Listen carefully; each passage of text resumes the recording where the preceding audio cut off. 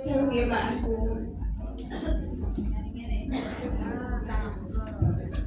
Sayangnya kok musik dangdutnya mati ya Bapak Ibu. Kalau musiknya tetap nyala kita bisa sambil goyang bareng ya, sambil belajar pajak sambil goyang. Tapi sebelumnya saya mohon izin terlebih dahulu, karena kalau kami memberikan edukasi itu wajib mencantumkan siapa saja pesertanya dalam edukasi tersebut. Jadi saya mohon izin, teman saya namanya Pak Arif Susanto, tapi nama panggungnya adalah Pak Reve, akan membagikan daftar hadir ke Bapak Ibu. Mohon diisi sesuai data yang diminta gitu. Jika misalnya ada pertanyaan, monggo diajukan pertanyaannya apa yang dimaksud ini dan itu. Nah, saya tawarkan dulu ke Bapak dan Ibu, maunya saya jawab pertanyaan dulu yang tadi disampaikan Pak Hakiki atau langsung materi? Oh, kenalan dulu. Alhamdulillah, terima kasih ya Bu diingatkan. Ibu siapa namanya Bu? Ibu Ari Toto, luar biasa. Warna jilbabnya itu loh Bu, bikin ngiri. Warna-warna kunyit itu biasanya kalau di kulitnya Asia itu bikin bersinar gitu, bikin kelihatan makin cantik. Nggak kelihatan dong. Kayaknya sering ketemu sama saya di kantor pajak ya Bu ya. Wajah-wajahnya familiar gitu. Nah, sebelumnya mohon izin untuk memperkenalkan diri terlebih dahulu. Nama saya Febriana Dwi Carira. Saya biasa dipanggil Ira ya, atau Febri juga nggak apa-apa. Saya adalah penyuluh pajak pertama di KPP Pratama Pasuruan. Jadi kalau Bapak dan Ibu mungkin sempat mau mampir atau mau tanya-tanya ke KPP Pratama Pasuruan saat Bapak Ibu masuk, maka di meja edukasi atau meja helpdesk akan ketemu sama saya atau rekan-rekan saya. Salah satunya juga telah hadir di sini. Yang pertama adalah Bapak Arif Susanto. Beliau juga penyuluh pajak terampil, dan yang membantu saya di bagian laptop adalah Bapak Lazwardi. Beliau juga penyuluh pajak tingkat yang terampil Adi ya, yang Pak Reve mahir gitu. Jadi kami memang yang datang di sini adalah para penyuluh pajak. Fungsinya memang untuk memberikan edukasi perpajakan. Nah, kalau tadi yang disampaikan sama Pak Hakiki, koperasi wanita masalahnya di NPWP, harus suaminya ber-NPWP. Wah, cocok sekali, itu makanan kami sehari-hari gitu ya. Terus masalah SHU, bagaimana SHU? Nah, ini ada berita gembira sebenarnya. Tapi kalau saya sampaikan di awal-awal, nanti abis dengar ini Bapak dan Ibu pulang. Oh, udah nggak kena deh, pulang gitu. Enggak ya, kita materi dulu bagaimana Bapak dan Ibu. Baik, langsung saja minta tolong Mas Ardi untuk langsung ke materi. Jadi materi yang pertama, waktu saya dihubungi oleh Bu Sasti dari Dinas Koperasi dan Usaha Mikro, Bu, tolong dijelaskan masalah kewajiban koperasi gitu ya, kewajiban perpajakan koperasi. Maka kita langsung aja masuk bahwa kita sangat sadar koperasi itu adalah salah satu badan usaha yang tersebar luas di seluruh Indonesia. Mungkin yang seangkatan sama saya, SD-nya tahun 90-an gitu ya, sangat hafal bahwa koperasi adalah soko guru perekonomian. Benar Bapak Ibu, ada yang seangkatan sama saya? Kayaknya enggak ya, wajahnya masih muda-muda semua ini. Kayaknya kurang paham itu. Tapi di waktu saya sekolah dulu diajarnya seperti itu. Dan sebenarnya ada Bapak Koperasinya khusus Indonesia, beliau pernah menyatakan, dengan kooperasilah rakyat dapat melatih diri dan jiwanya untuk memperoleh kepercayaan atas dirinya sendiri dan kesanggupannya. Koperasi mendidik anggotanya berjuang bersama-sama secara persaudaraan. Maaf ya, nanti sambil betulkan ya, kita lanjutkan saja. Beliau adalah Bapak Hatta, Wakil Presiden kita, Wakil Presiden pertama kita, yang mengucapkan hal ini tahun 1954. Dan beliau adalah Bapak Koperasi. Sesuai tadi saya dengar Mas Koperasi, mohon maaf tadi nggak ikut nyanyi karena saya memang baru pertama kali hari ini dengar Mas Koperasi. Bahwa koperasi itu bersama-sama dari seluruh anggotanya, dari modalnya sampai tenaganya gitu tadi ya, di lagunya. Nah, sebenarnya pajak dan koperasi itu hal yang sangat dekat, Bapak Ibu. Kenapa sih koperasi dipajakin apa-apanya dari modalnya anggota sendiri, diputar di anggota sendiri, dan dibagikan ke anggota sendiri. Hal itu juga mungkin diungkapkan oleh para pemilik CV atau firma gitu ya. Itu juga modal saya sendiri, saya putar sendiri ke wilayah usaha saya yang saya olah sendiri gitu ya. Hal itu sama mungkin diungkapkan oleh beberapa badan usaha lainnya. Tapi perlu diketahui Bapak Ibu bahwa tadi Bapak Fakih, Kepala Dinas Koperasi dan Usaha Mikro, juga menyatakan secara langsung jawabannya bahwa kalau apa-apa itu sudah diatur dalam undang-undang, maka kita nggak bisa lari dari itu. Kita sebagai warga negara harus patuh. Maka benar seperti yang disampaikan oleh Bapak Fakih bahwa alasan koperasi dikenakan pajak adalah karena koperasi tersebut berbadan hukum dan memiliki penghasilan karena mengolah sejumlah dana dari masyarakat yang nggak cuma satu orang, lebih dari satu orang, sehingga perlu dipertanggungjawabkan secara hukum. Dan jika mendapatkan penghasilan perlu juga dipertanggungjawabkan pada negara, bahwa di dalamnya ada hak negara juga, di mana itu dipungut dalam bentuk pajak. Disitulah alasan sebenarnya mengapa koperasi sebagai badan usaha yang mengelola uang diwajibkan untuk dikenakan pajak. Apakah semua koperasi dikenakan pajak? Nanti kita akan langsung masuk ke materi. Jadi perlu kita ketahui bersama bahwa apa sih yang perlu kita masukkan dulu ke dalam kesadaran kita adalah kenapa ada istilah wajib pajak. Apa itu wajib pajak? Wajib pajak itu bisa berupa orang pribadi seperti saya, Bapak dan Ibu sekalian yang ada di sini, atau badan. Ada koperasi, ada PT, CV, firma, dan lain sebagainya ya, yayasan, lembaga gitu ya, yang berfungsi salah satunya sebagai pembayar pajak. Nah ini kalau badan usaha menambah lagi bebannya atau tanggung jawabnya atau kewajibannya sebagai pemotong pajak. Dan jika pada periode tertentu sudah jalan usahanya mencapai omset tertentu sehingga menaikkan statusnya istilahnya ya sebagai PKP, maka juga berfungsi sebagai pemungut pajak yang mempunyai hak dan kewajiban perpajakan sesuai dengan undang-undang pajak. Dan tadi sudah dibocorkan sama Pak Fakih undang-undang terbarunya, yaitu Undang-Undang Nomor 7 Tahun 2021. Luar biasa, tepuk tangan untuk ibu-ibu semua, ternyata udah hafal yang sebelah situ ya. Bapak-bapak jangan mau kalah. Ingat ya Bapak, nomor 7 tahun 2021. Luar biasa. Nah ini jenisnya sudah saya sebutkan tadi ya. Jika bentuknya badan maka bisa PT, firma, CV, termasuk yang lain-lain adalah koperasi, lembaga, yayasan, partai dan lain sebagainya. Monggo nggak tolong Mas Adi untuk slide selanjutnya. Nah, bagaimana udah tahu nih bahwa koperasi itu jika sudah berdiri, sudah berusaha, sudah mengumpulkan dana dan memulai usahanya sebagai koperasi, maka wajib mendaftarkan diri sebagai wajib pajak. Kapan kewajibannya? Paling lambat 1 bulan sejak memulai usaha. Oke Bapak Ibu, jadi paling lambat 1 bulan sejak memulai usaha. Nah kalau mau daftar NPWP ini kita masuk ke pertanyaannya Pak Fakih.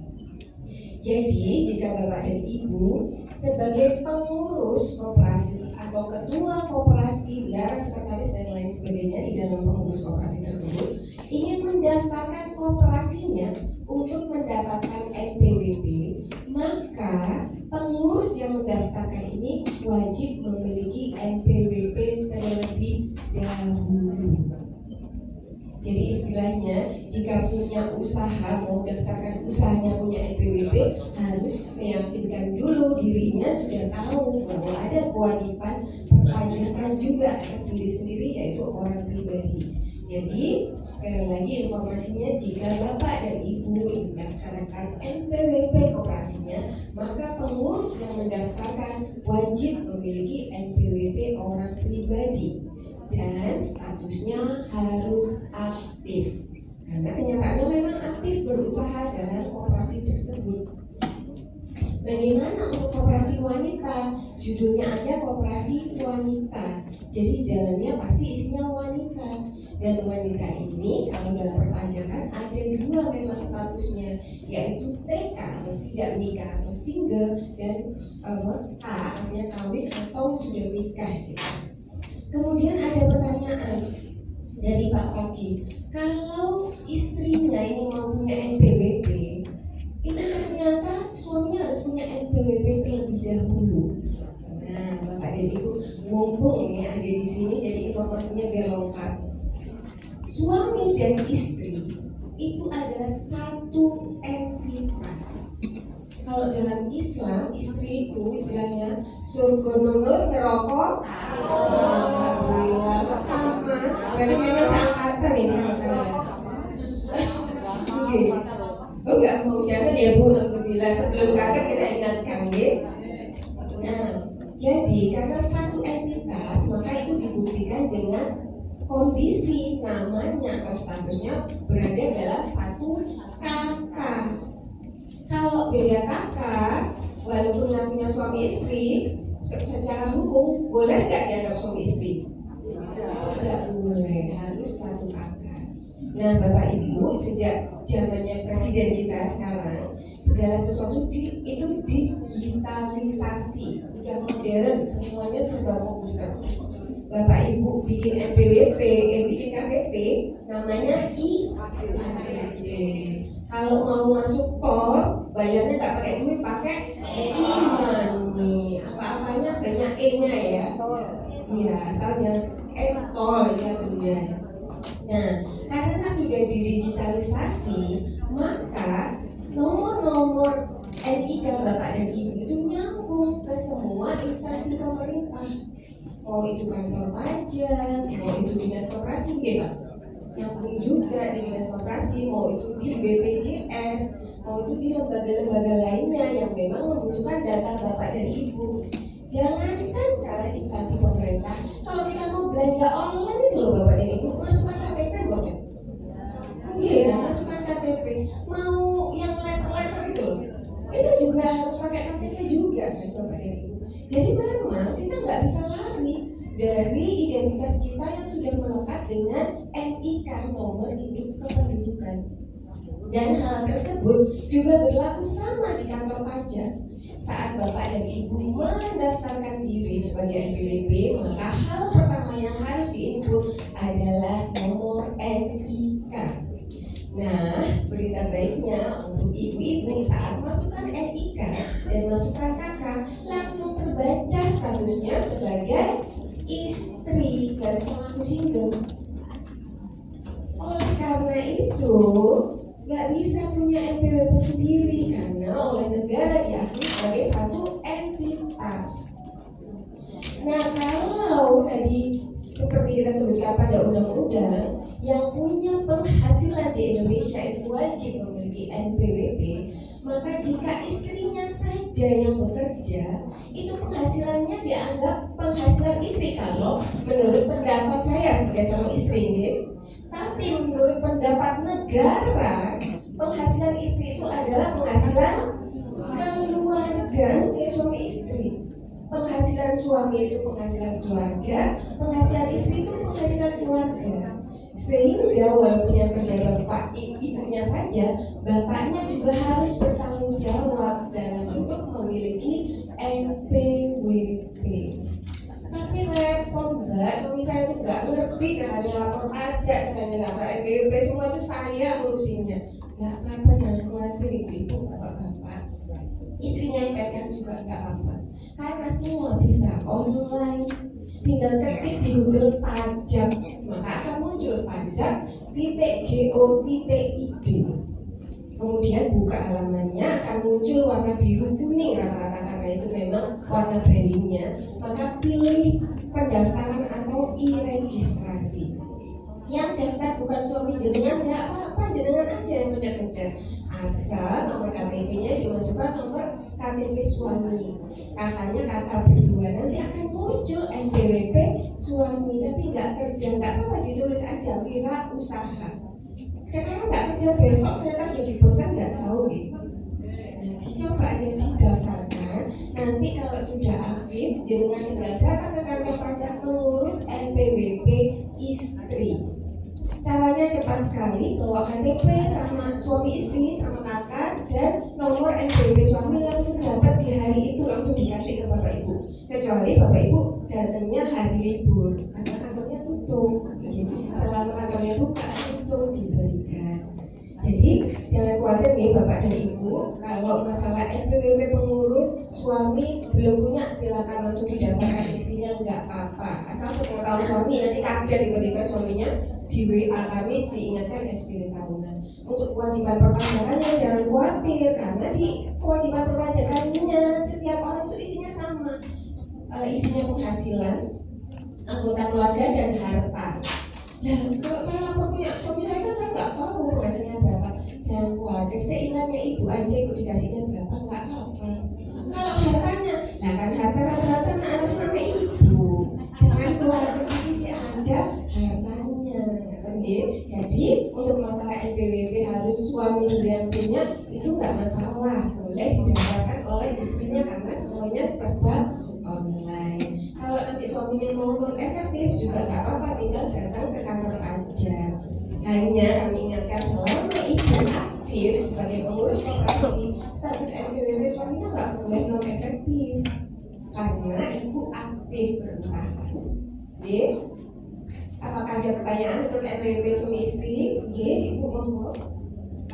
Kalau sekarang janda, Tadinya NPWP-nya masuk suami, sekarang janda, nggak apa-apa ibu. Jadi caranya ibu harus datang ke kantor pajak bawa surat kematian suami dan dipastikan kakaknya hanya tinggal ibu aja, jangan ada nama suami lagi. Nanti ibu didaftarkan NPWP yang baru, kemudian yang NPWP suami dihapuskan karena biar nggak nyantol ke NIK suaminya. Satu saja atas nama ibu sendiri. Cukup, ada lagi itu ibu. Terima kasih. Ini saya mau tanya tentang NPWP ya. NPWP berarti berhubungan dengan pajak. Nah, berarti kalau kita mau bayar pajak harus ada penghasilan. Batasan penghasilan untuk bisa membayar pajak itu berapa? Karena apa? Sekarang semua orang harus urus NPWP, sedangkan penghasilannya nggak memenuhi gitu loh. Monggo, saya minta penjelasan. Untuk yang berikutnya nanti saya tanya lagi. Banyak soalnya. Ini Mbak ya, kalau NPWP itu tadi kan yang NIK itu mungkin yang baru ya, iya.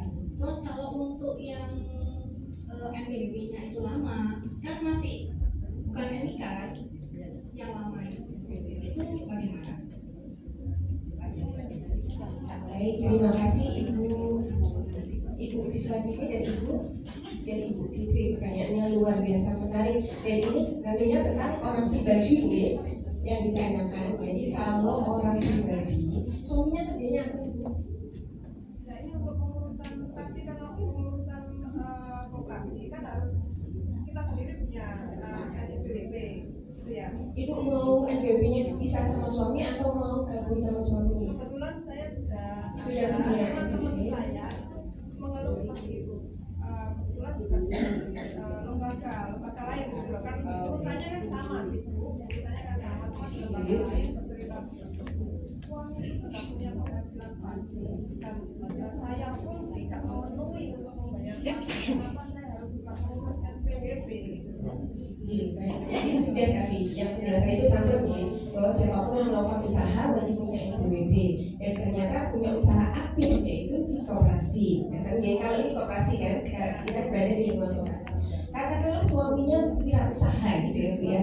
Kalau karyawan pasti dapat bukti pokok dari pemberi kerja, gampang tinggal nyontek bukti pokoknya dihitung-hitung selesai lapornya. Nah kalau wirausaha, keuntungannya saya kasih tahu lagi satu berita gembira yang ada di Undang-Undang Nomor 7 Tahun 2021 adalah wirausaha orang pribadi. Jadi hanya orang pribadi yang jika dia punya usaha kemudian dalam 1 tahun omsetnya di bawah 500 juta dia tidak perlu membayar pajak, tapi wajib lapor. Nah, ini luar biasa cerdas sekali.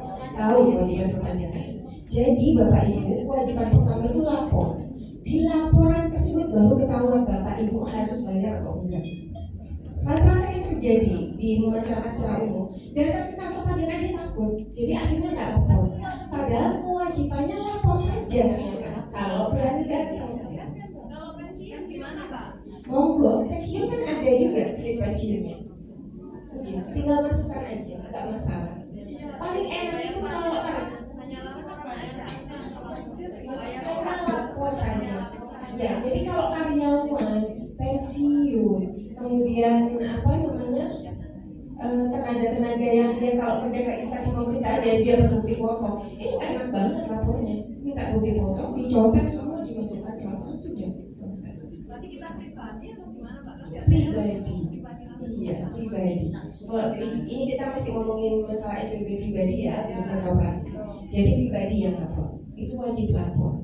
Nanti kalau sudah resign dari koperasi udah nggak aktif, monggo datang ke kantor pajak memasukkan permohonan non efektif. Kalau sudah non efektif nggak wajib lapor. Oke? Jadi begitu punya NPWP wajib lapor. Nah, nanti pembayarannya dilihat dulu dalam laporannya seperti apa. Kalau memang ada penghasilan yang diwajibkan untuk bayar, ada pembayarannya. Dan itu besar, cukup besar kalau di Indonesia. Kalau pemberi kerja tinggal lihat aja orang pembayarannya sudah dilakukan oleh pemberi kerjanya. Kita lapor aja. Oke, sambung deh Bu Kris. Kemudian pertanyaan kedua adalah bagaimana kalau punya NPWP-nya sebelum zaman ada NIK tahun 2007, 2010 udah punya NPWP. Nah, Bapak dan Ibu bisa datang atau cek ke KPP terdekat untuk menanyakan status Bapak dan Ibu karena sepanjang tahun kemarin sampai bulan Agustus ini kami KPP para pasukan sudah melakukan 160.000 nama penyatuan data atau pemadanan istilah kami antara NIK dan NPWP. Jadi data NIK itu sudah masuk ke kami, kemudian data NPWP itu kita cocokkan. Kalau namanya sama, tanggal lahirnya sama, alamatnya sama, bisa jadi langsung masuk NIK-nya. Tapi Bapak dan Ibu ada aja kasusnya orang daftar NPWP dia cuma masukkan nama desanya, udah desanya aja. Namanya juga alhamdulillah yang satu RT itu ada 10 orang tuh. M Soleh misalnya. Nah, sistem kami nggak bisa. Karena nama ini sangat pasaran di desa itu banyak sekali namanya nggak bisa masuk ke NIK. Misalnya, gitu ya.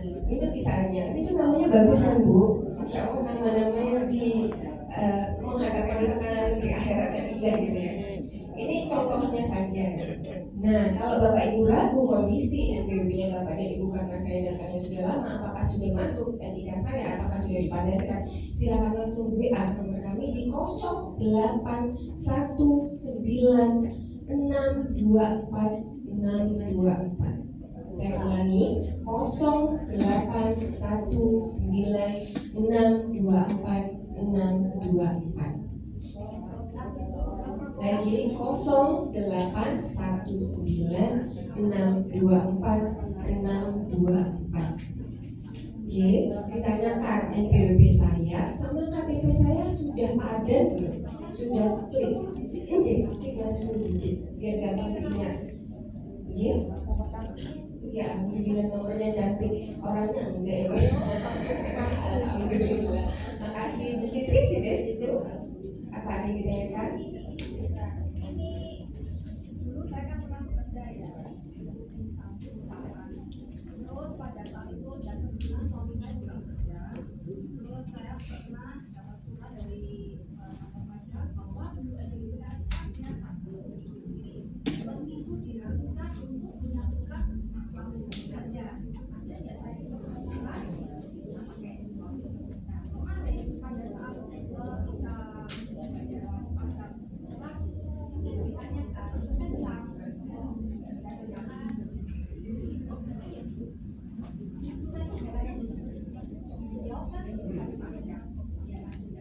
tapi kok menanyakan musik saya nggak tahu apa karena itu kenapa perlakuannya bukan saya cuma sebagai uang kerja yang baik bangsa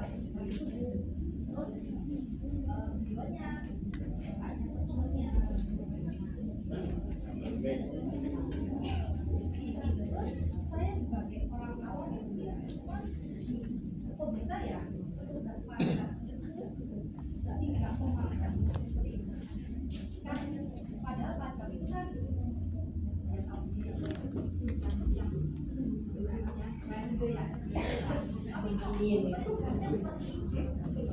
Yang saya lihat dan bukan bukan bagiannya itu bukan karena saya sendiri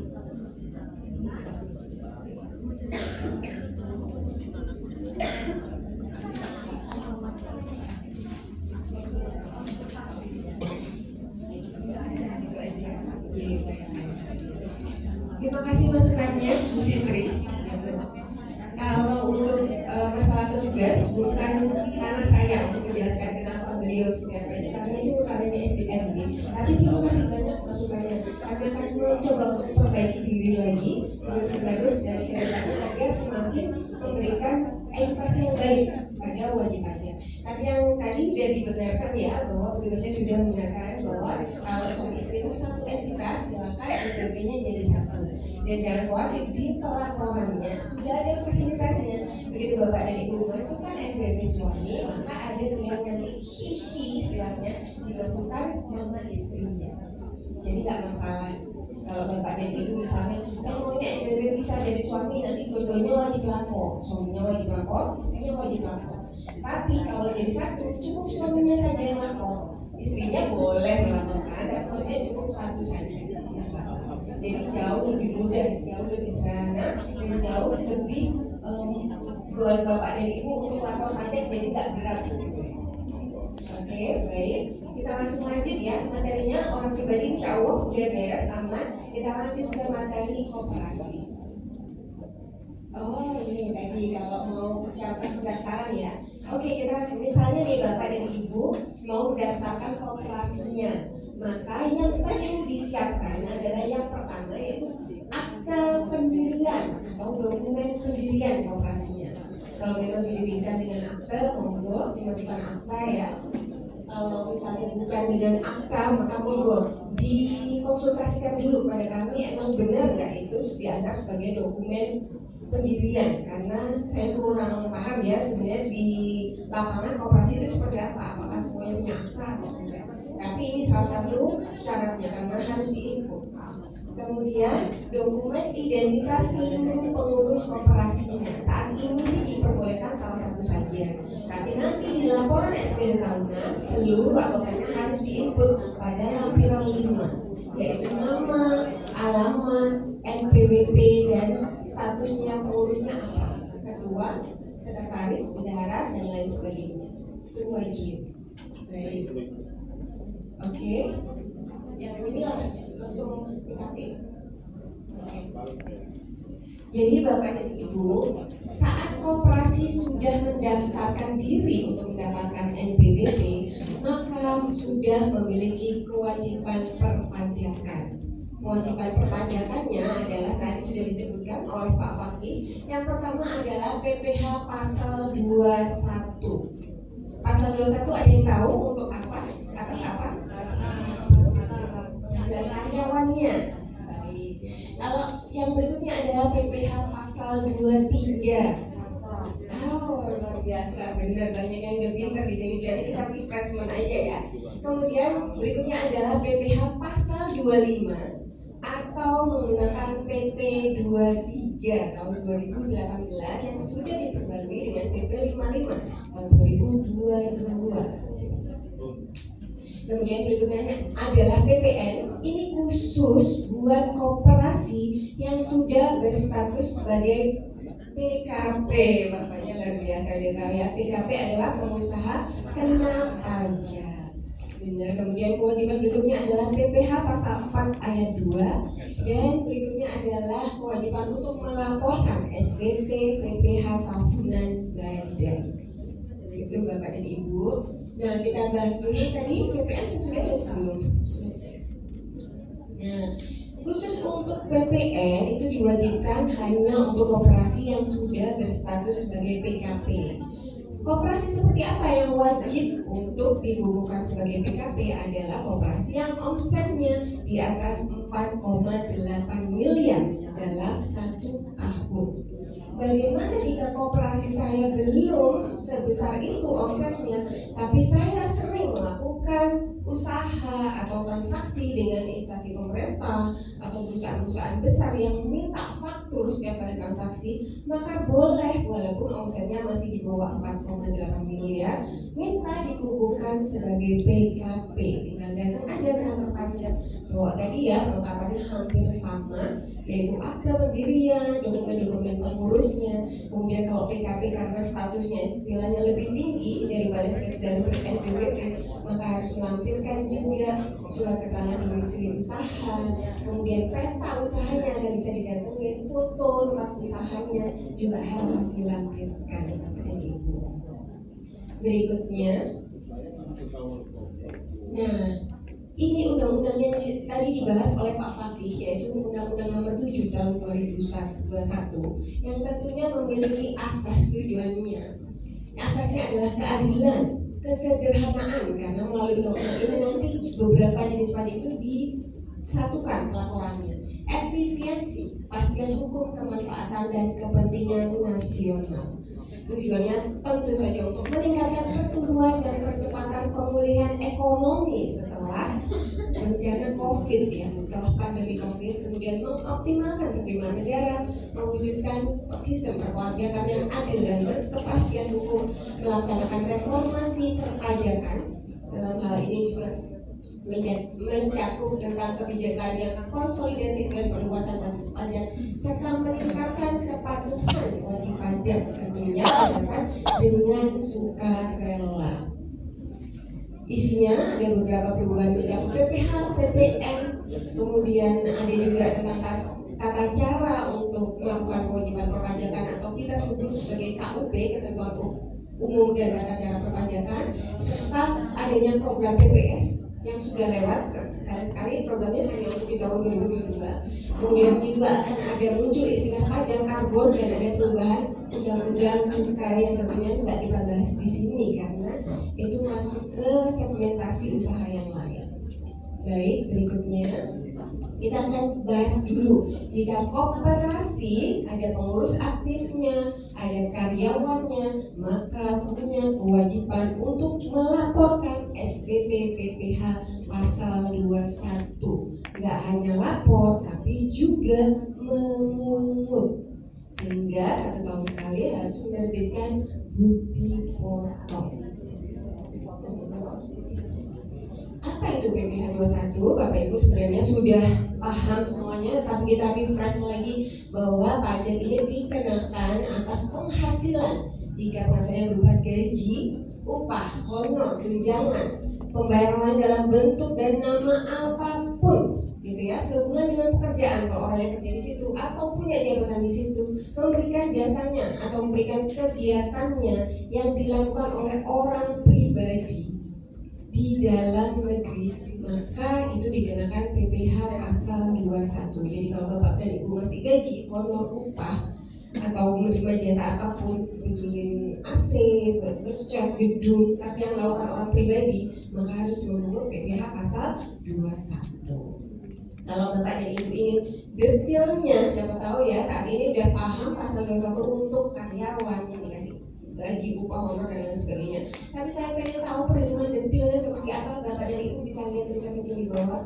Ada namanya Peraturan Direktorat Jenderal Pajak Nomor 16 Tahun 2016. Di lampiran Perpres 16 tersebut ada detail cara menghitungnya PPH 21 setiap kasus karyawan seperti apa. Mulai kerjanya di tengah tahun, berhenti kerja di tengah tahun, jika kerjanya ada subjek pajak luar negeri seperti apa dan lain sebagainya. Pensiun, apa namanya istilahnya untuk lebaran, THR, bonus perhitungannya seperti apa ada di PER 16. Kalau kita bahas hari ini kita bisa sampai besok lagi. Jadi monggo nih hari Minggu boleh. Baik, lanjut. Baik, siapa saja yang Bapak dan Ibu perlu pungut PPH 21, potong PPH 21-nya gitu ya. Yaitu adalah jika punya pegawai, kemudian punya penerima pesangon pensiun, uang manfaat pensiun, tunjangan hari tua, jaminan hari tua, termasuk ahli warisnya. Karena ada yang diberikan tunjangan karena meninggal karena pekerjaan, gitu kan, diberikan pada ahli warisnya. Itu termasuk. Kemudian peserta kegiatan, bukan pegawai, anggota Dewan Komisaris Pengawas yang tidak merangkap sebagai pegawai. Kemudian mantan pegawai yang tetap diberikan penghasilan karena satu dan lain hal. Nah, itu termasuk objek PPh pasal 21. Setiap ada uang keluar kepada pihak ini, berarti siap untuk memotong PPh 21. Baik, berikutnya. Nah, kalau memotong PPh 21 perlu Bapak Ibu ketahui bahwa nggak semena-mena penghasilannya berapa langsung ada dikalikan tarif pajak. Tidak. Jadi negara telah menyediakan batasan minimum penghasilan yang dianggap sebagai biaya hidup minimal yang tidak dikenakan pajak. Hal tersebut disebut sebagai penghasilan tidak kena pajak. Yang istilah undang-undangnya adalah sebagai pengurang penghasilan untuk perhitungan pajak orang pribadi. Nah, ini dikurangkannya harus dalam 1 tahun ya Bapak Ibu. Jadi penghasilannya disetahunkan, dikurangi PTKP dulu, hasilnya adalah penghasilan kena pajak, baru dikalikan tarif pajaknya. Nah, untuk PTKP untuk orang pribadi yang masih single gitu ya, itu besarannya 54 juta dalam 1 tahun. Kalau sudah menikah gitu, ada tanda lope-lope, itu ditambah 4,5 juta. Kalau punya 1 anak, tambah lagi 4,5 juta. Makanya bilang ya, banyak anak banyak rezeki, karena PTKP-nya bertambah setiap kali bertambah anaknya juga. Tapi maksimal hanya 3 ya Bapak dan Ibu. Jadi kalau nambah jangan banyak-banyak ya, masuk ke PTKP semuanya. Baik, next slide. Nah, berapa tarifnya tarif PPh 21 sesudah dikurangi PTKP? Kita bicarakan dulu, ada 2 nih, kanan dan kiri. Sebelah kanan adalah tarif PPh sebelum adanya Undang-Undang Nomor 7 Tahun 2021, yaitu besarannya 5%, 15, 25, 30. Ada range-nya. Kalau penghasilannya sesudah dikurangi PTKP besarannya dari 0 sampai dengan 50 juta, tarifnya 5%. Dan begitu seterusnya, bisa dilihat ya, batasnya sampai 500 juta. Nah, begitu terbitnya Undang-Undang HPP, maka naik lagi gitu ya, di mana tarif yang 5% tadinya batasannya hanya sampai 50 juta, ini naik sampai 60 juta. Dan ini Bapak dan Ibu mengurangi jumlah pajak yang harus dibayarkan oleh orang pribadi. Makanya tadi asasnya adalah keadilan gitu ya, karena di sini munculnya di tarif progresif ini, di mana yang penghasilannya sesudah dikurangi PTKP itu tergolong kecil ya kalau menurut undang-undang. Kalau menurut saya besar, kalau menurut undang-undang kecil antara 0 sampai 60 juta tarifnya kecil 5%. Tapi semakin naik, kalau sampai dengan antara 60 sampai 250 juta naiknya langsung 10% kan, jadi 15%. Kemudian antara 250 juta sampai 500 juta 25%. Di atas 500 juta sampai 5 miliar 30%, artinya hampir sepertiganya buat pajak. Nah, kalau di atas 5 miliar rata-rata YouTuber itu sehari aja 300 juta. Jadi mungkin penghasilannya di antara ini itu dikenakan 35% sendiri. Lebih dari sepertiga penghasilannya disumbangkan untuk pajak. Itulah asas keadilan yang dimaksud dalam Undang-Undang HPP. Semakin besar penghasilannya, semakin besar pula tingkat kontribusinya kepada negara. Next slide. Nah, bagaimana contohnya kalau ada kasus penghasilannya sekian gitu ya? Tadi kan dibilang penghasilannya lebih kecil dengan terbitnya Undang-Undang HPP. Nah, ini contohnya Bapak dan Ibu. Kalau penghasilannya per bulan 5 juta, yang paling kanan nih ya, 5 juta, jadi penghasilannya setahun kan 60 juta. Ini ceritanya masih single gitu ya. Jadi PTKP-nya 54 juta. Nah, penghasilan kena pajaknya 6 juta karena 60 dikurangi 54. 6 juta inilah yang akan dikalikan dengan tarif PPh pasal 21. Sebelum munculnya undang-undang HPP, dia langsung 5% kali 6 juta. Maka besarnya PPh yang terutang adalah 300.000 gitu ya. Tapi setelah muncul, oh sama kalau yang 5 juta ya, nggak ada bedanya ya. Nah ini kalau yang lebih gede dikit, karena memang batas PTKP-nya kalau masih single 54 juta. Jadi saya kasih contohnya 9 juta nih biar kelihatan langsung perbedaannya ya. Gaji per bulan 9 juta, gaji setahun kalikan 12 jadi 108 juta. PTKP-nya 54 juta sehingga PKP-nya atau penghasilan kena pajaknya adalah 54 juta. Kalau sebelum undang-undang HPP, dia yang lapisan pertama 50 juta dikalikan 5%. Lapisan berikutnya karena totalnya tadi 54 juta, jadi 4 jutanya itu dikalikan 15%. Sehingga udah PPh-nya 3,1 juta. Tapi sesudah terbitnya undang-undang HPP karena naik lapisan tarifnya di 60 juta, maka 54 jutanya langsung dikalikan 5% sehingga turun PPh 21-nya menjadi 2,7 juta, sekitar 400 ribuan gitu ya, yang diturunkan pembayaran pajaknya. Jadi masyarakat, tujuannya adalah masyarakat yang penghasilannya sampai dengan 4,5 juta per bulan, karena kalau 54 juta kita bagikan 12 itu 4,5 juta, itu tidak akan bayar pajak sama sekali karena langsung kepotong PTKP. Tapi jika penghasilannya antara 60 sampai 50 akan memperoleh diskon pajak. Ini tujuannya undang-undang HPP. Kemudian monggo slide berikutnya. Nah untuk PPh 21 karena ibu bapak dan ibu di sini sebagai koperasi, istilahnya statusnya ya, maka wajib membayar PPh 21 yang sudah dipotong maksimal tanggal 10 benar, dan harus lapor ke KPP melalui online bisa maksimal tanggal 20, benar sekali. Dan ini hampir untuk semua jenis PPh sama ya Bapak dan Ibu, jadi cukup diingat bayarnya tanggal 10, lapornya tanggal 20. Monggo next slide. Kita masuk ke PPh pasal 23 yaitu tentang jasa. Tadi Bapak dan Ibu udah paham ya. Next slide. PPh 23, nah benar, dipotong atas penghasilan yang berasal dari modal atau penyetoraan modalnya biasanya untuk JVPT gitu ya, penyerahan jasa atau jika ada hadiah dan penghargaan selain yang telah dipotong di PPh 21. Jadi misalnya nih Bapak dan Ibu sebagai koperasi memberikan hadiah atau penghargaan, dilihat dulu penerimanya siapa. Kalau orang pribadi, NPWP-nya pribadi, dipotongnya PPh 21. Tapi kalau penerimanya badan usaha, dipotongnya PPh 23 gitu ya. Makanya ada tulisan selainnya dipotong PPh 21. Next slide. Kita akan membicarakan ini tarifnya. Kalau memang nanti Bapak dan Ibu berikan hadiah atau penghargaan, dipotongnya 15%. Bagaimana jika koperasi tersebut gitu ya menyewa kepada pihak ketiga gitu, bentuknya badan usaha juga, mobil gitu ya, bukan tanah dan bangunan ya. Selain tanah dan bangunan maka dikenakan tarifnya 2%.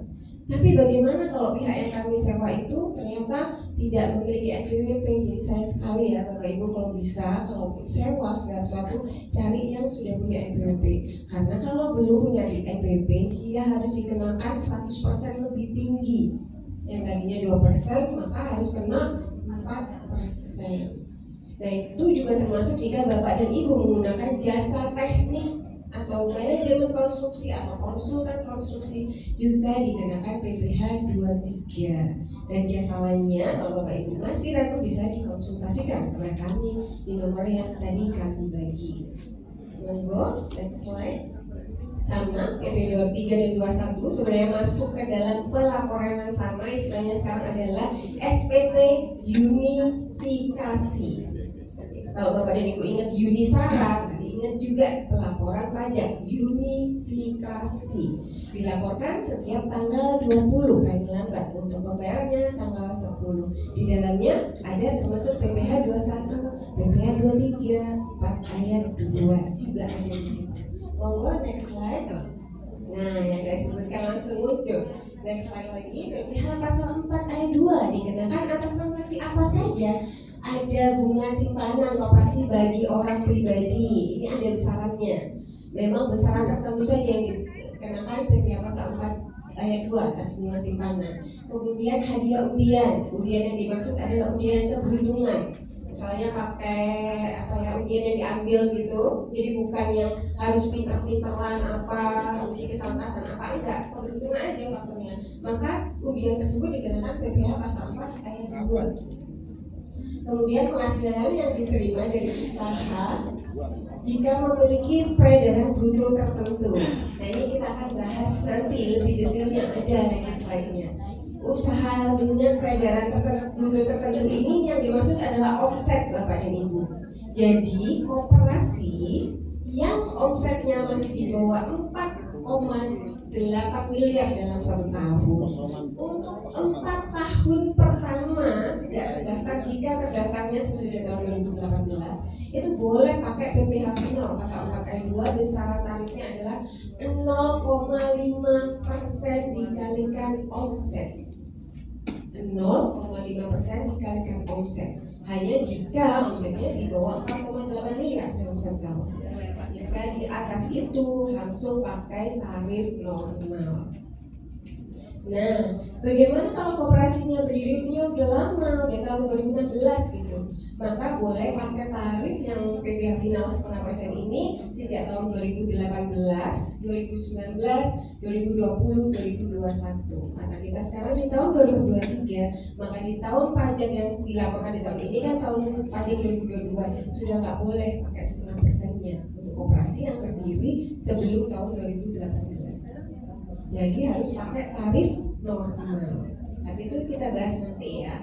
Kemudian transaksi berikutnya yang dikenakan PPh pasal 4 ayat 2 adalah penghasilan jika ada pengalihan hak atas tanah dan bangunan. Koperasi jual tanah dan bangunan dapat penghasilan dong. Atas penghasilan tersebut lah dikenakan PPh pasal 4 ayat 2. Kemudian penghasilan dari persewaan tanah dan bangunan. Koperasi menyewa tanah dan bangunan dari pihak ketiga, maka saat memberikan penghasilan dipotong PPh pasal 4 ayat 2. Kemudian juga penghasilan usaha jasa konstruksi, gitu ya. Inilah transaksi-transaksi yang dikenakan PPh pasal 4 ayat 2. Besaran tarifnya berbeda-beda Bapak dan Ibu.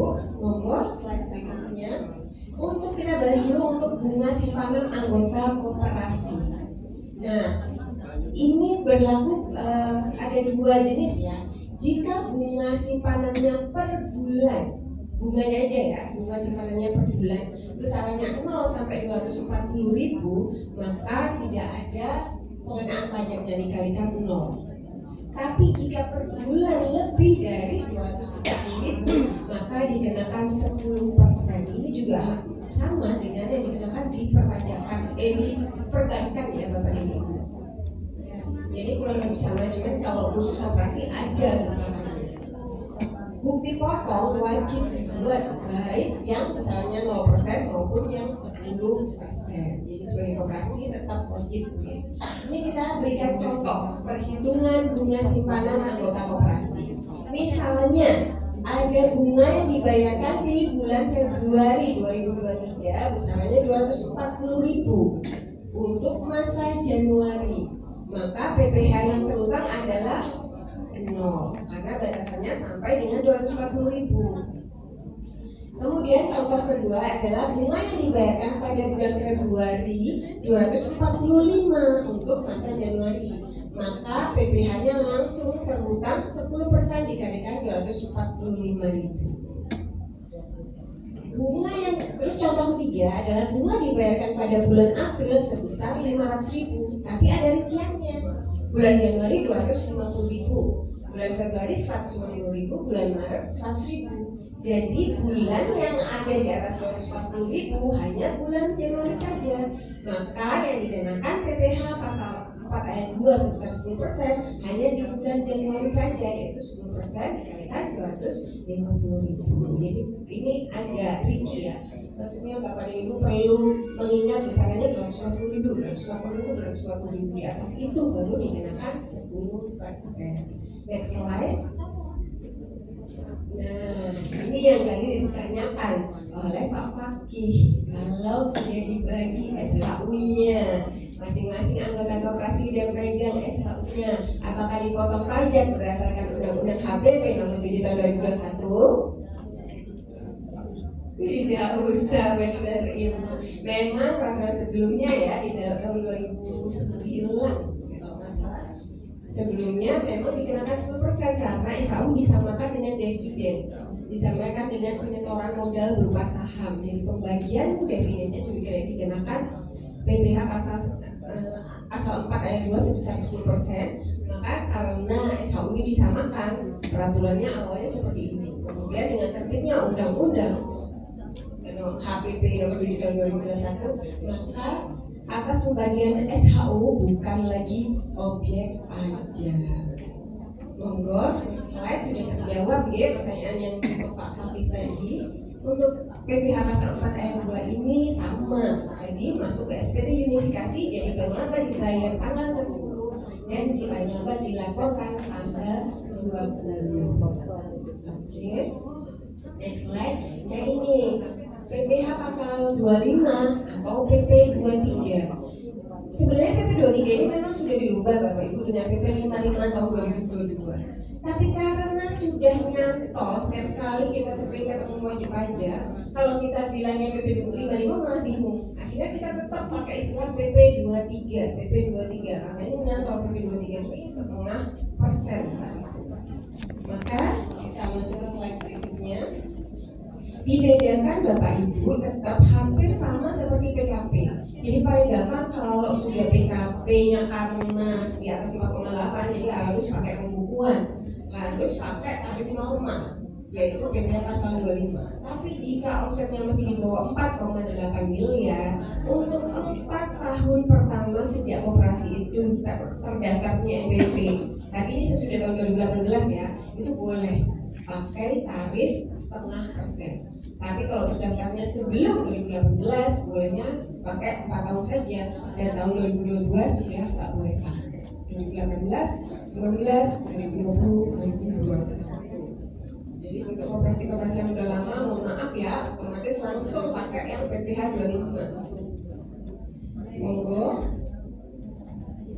Nah, kita bahas dulu tentang PP 23 yang 0,5%. Ini untuk koperasi-koperasi yang baru berdiri, berarti paling enggak nih terdaftarnya tahun 2019, 19, 20, 21, 22. Jadi tahun pada 2022 kalau belum lapor SPT tahunan masih boleh pakai perhitungan PP 23. 2019 ke atas ya pendaftaran NPWP-nya. Boleh nih pakai tarif 0,5%, ada warna merah itu ya, PP 0,5% untuk koperasi dalam jangka waktu paling lama 4 tahun, dalam jangka waktu 4 tahun saja. Subyek pajaknya tadi ya, ada tulisannya diterbangkan koperasi. Next slide. Nah, bagaimana, apakah semua wajib pajak boleh dikenai PP 23? Sayangnya tidak ya Bapak dan Ibu. Jadi ada orang yang menyampaikan pemberitahuan bahwa memilih menggunakan tarif umum maka dikecualikan dari tarif 0,5%. Atau WP badan yang mendapatkan fasilitas PPh pasal 31A ini biasanya untuk perbankan gitu ya. Kemudian jika bentuknya adalah BUT, saya yakin di sini enggak karena tadi informasi dari Pak Agung, di sini adalah koperasi yang terdaftar di Kota Pasuruan, artinya nggak mungkin badan usaha dari luar negeri. Kemudian adalah CV dan firma tertentu yang dibentuk oleh orang pribadi yang punya keahlian khusus atau memberikan jasa sejenis, misalnya notaris tapi bentuknya CV, arsitek tapi bentuknya CV, konsultan hukum bentuknya CV. Ini nggak termasuk yang boleh pakai gitu ya. Tapi kalau koperasi boleh pakai selama memenuhi tadi masih dalam jangka waktu 4 tahunnya. Monggo. Tarifnya untuk PPh badan. Jadi dulu sebelum ada undang-undang HPP, tarif PPh badan ini besarannya 25%. Gitu ya. Ada fasilitasnya apa saja? Jika ada wajib pajak badan, termasuk koperasi berarti ya. Penghasilan atau omsetnya, penghasilan pokoknya, brutonya, omsetnya kurang dari sampai dengan 50 miliar, maka boleh dikenakan pengurangan 50% dari tarif normal untuk bagian peredaran bruto yang sampai 4,8 miliar saja. Jadi katakanlah penghasilannya itu 10 miliar, di dalamnya itu berarti ada 4,8 miliar yang boleh pakai tarif setengahnya dari tarif normal. Mungkin di sini Bapak dan Ibu mungkin nggak terlalu banyak koperasi yang peredaran brutonya di atas 50 miliar ya. Siapa tahu Bu ya, namanya kan ini siapa tahu saat hari ini mungkin enggak, tapi tahun depan Allah mudahkan sehingga omsetnya bisa di atas itu, amin. Nah sesudah terbitnya undang-undang HPP di tahun 2021 ya, mulai 2022, maka diturunkan tarifnya sebesar 22%. Dan ini kemungkinan akan terus turun di tahun-tahun berikutnya. Nanti tunggu ketetapan pemerintah, tapi di tahun pajak 2022, 2023 besaran tarifnya turun menjadi 22%. Jadi kalau untuk Bapak dan Ibu yang omsetnya di atas 4,8 miliar dalam satu tahun, misalnya bisa pakai fasilitas bunga 50% lagi.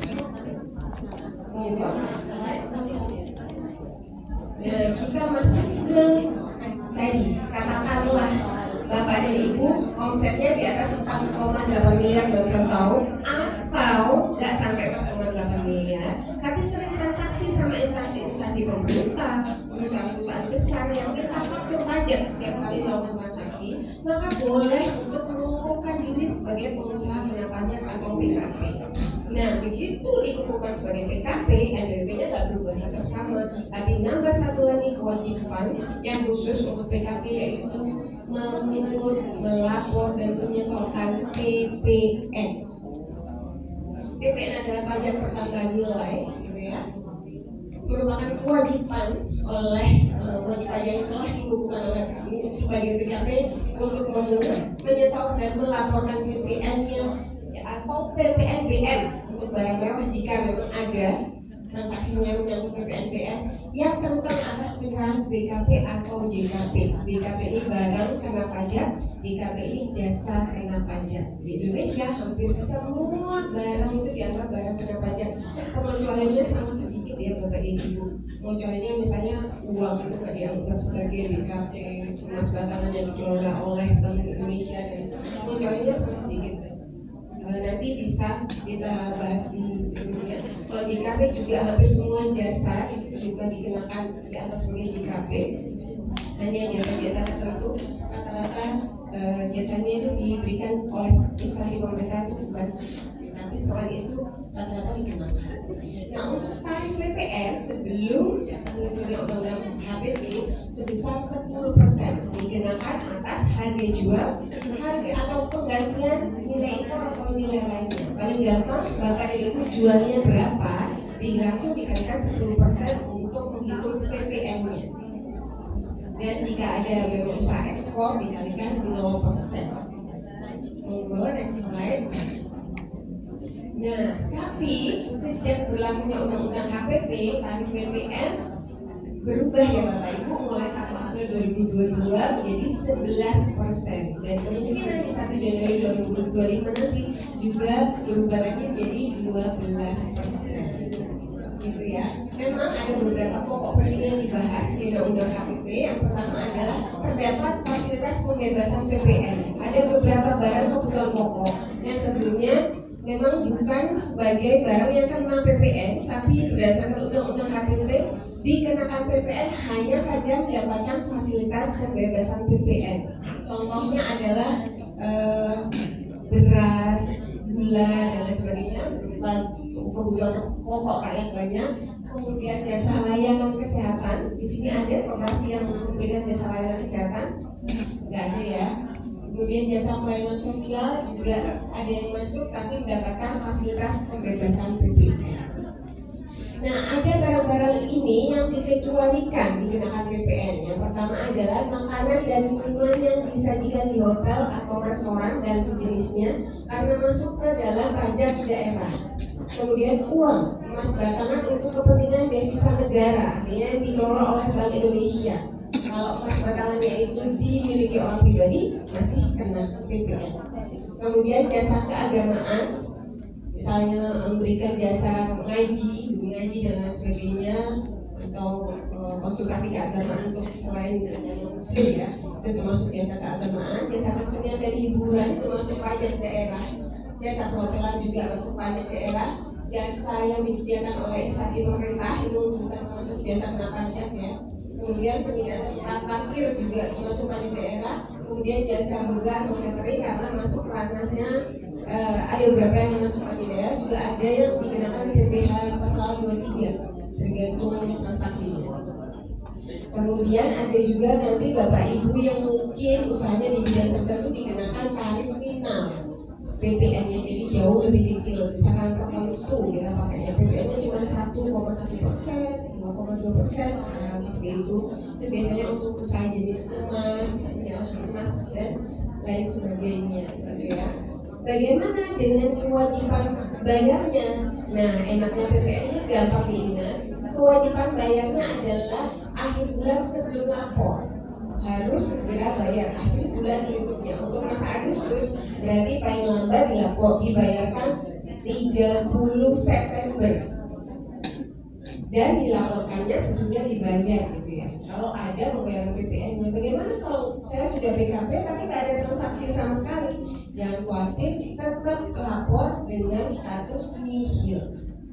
Jadi kalau berurusan dengan perpajakan, kalau orang pribadi tadi tetap lapor walaupun nggak bayar pajak, jadi statusnya nihil. Koperasi yang PKP kalau nggak ada transaksi juga tetap wajib lapor dan statusnya bisa nihil selama nggak ada transaksi, nggak melakukan penerbitan faktur pajak. Jadi nggak ada juga yang perlu dibayarkan PPN-nya, tapi tetap wajib melapor. Dan pelaporannya Bapak dan Ibu semuanya online. Bapak dan Ibu bisa dari rumah, dari tempat kerja, nggak tolong anak atau suami gitu ya, ponakan atau pengurus lain, bisa dilakukan di lokasinya masing-masing, nggak harus datang ke kantor pajak. Next slide.